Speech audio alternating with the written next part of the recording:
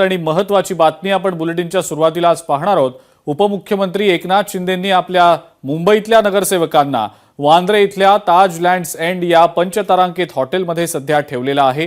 आपल्या मदतीशिवाय महायुतीचा महापौर मुंबई पालिकेवर बसणार नाही हे आकड्यांमधून सिद्ध झाल्यानंतर आता उपमुख्यमंत्री एकनाथ शिंदे यांनी अजिबात वेळ न घालवता सावधानता म्हणून हे पाऊल उचललंय खरं, पण या 29 नगरसेवकांचा आणि त्यांच्या सोबत असलेल्या शिवसेनेच्या पदाधिकाऱ्यांचा हॉटेलमधला एकूण खर्च आता समोर आलेला आहे।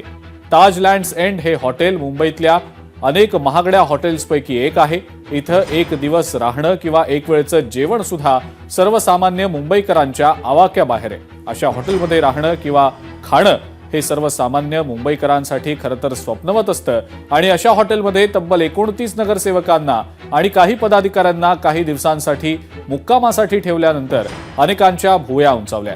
या सर्वांच्या हॉटेलमध्ये राहण्याचा खाण्यापिण्याचा खर्च नेमका किती होतो हा प्रश्न सगळ्याच मुंबईकरांना पडलेला असणार आहे। लोकशाही मराठीनं हेच शोधण्याचा प्रयत्न देखील केलेला आहे। नगरसेवकांसाठी शिंदेंच्या शिवसेनेकडून झालेला हॉटेलचा खर्च नेमका किती आहे ते आपण आता जाणून घेऊया। वांद्रे इथलं ताज लँड्स एंड हे हॉटेल पंचतारांकित हॉटेल आहे। 24 तासांसाठी या हॉटेलमधल्या एका रूमची किंमत 20,000पासून काही लाख रुपयांपर्यंत आहे।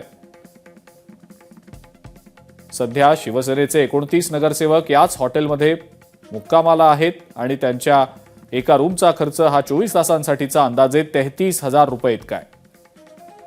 28 ते 33,000 रुपयांच्या या रूमच्या खर्चामध्ये नाश्ता आणि जेवणाचा सुद्धा समावेश आहे। ताज लँड्स एंड हॉटेलमध्ये शिंदेंच्या शिवसेनेचे सध्या 29 नगरसेवक मुक्कामी आहेत, काही पदाधिकारी देखील आहेत आणि या 29 नगरसेवकांचा प्रतिदिन प्रत्येकी 33,000 रुपयांचा खर्च जर आपण पकडला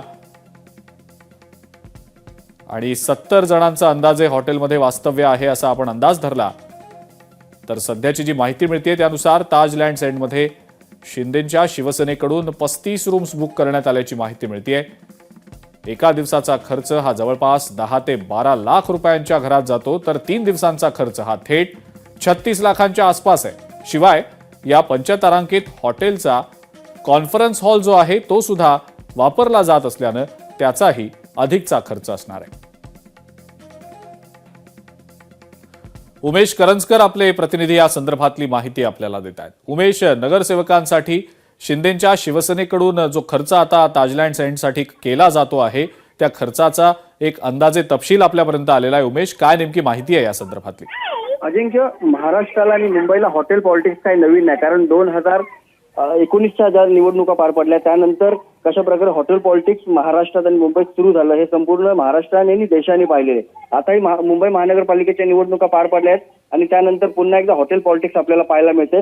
उपमुख्यमंत्री एकनाथ शिंदे आणि आपले सर्व नवनिर्वाचित 29 नगरसेवक जे आहेत ते ताजच्या म्हणजे तो ताजचे हे पंचतारांकित हॉटेल आहे आणि पंचतारांकित हॉटेल्समध्ये त्या सर्व नगरसेवकांची सोय करण्यात आलेली आहे। नक्कीच पक्षाकडून सांगण्यात आले की एकमेकांची ओळख व्हावी आणि पूर्व म्हणजे 20 नगरसेवक हे नवीन आहेत आणि त्याच्यामुळे मुंबई महानगरपालिकेचा कामकाज कसं चालतं हे दाखवण्यासाठी किंवा हे सांगण्यासाठी आम्ही या सगळ्या नगरसेवकांनी एकत्र ठेवलं असलं तरी राजकीय चर्चा ज्या त्या वेगळ्या आहेत। दबाव तंत्र वापरलं जातंय का हे देखील म्हटलं जातंय। याबद्दल बोलूच आपण। उमेश, मला माफ करा, मी तुम्हाला थांबवतोय काही वेळासाठी। लोकशाही मराठी ऐका, पहा, जागरूक रहा।